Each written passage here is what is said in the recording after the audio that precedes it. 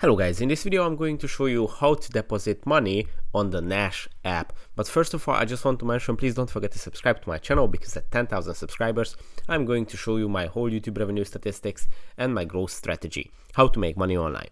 So let's jump into it. First, open the Nash app, then go to the accounts section, and at the accounts section you will see on the top of the screen the buy and the deposit icons. Now if you want to deposit money, you just have to tap on the deposit icon, and here you can choose from this long list of different currencies, different cryptocurrencies.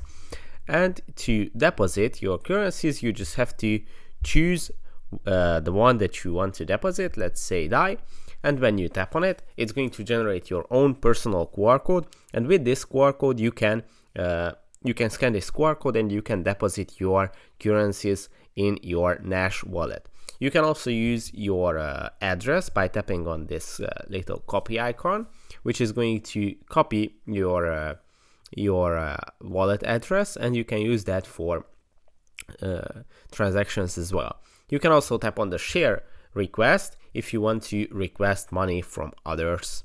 So yeah, that's pretty much it. I hope this video was helpful. If it was, please consider subscribing, and see you in the next one. Bye bye.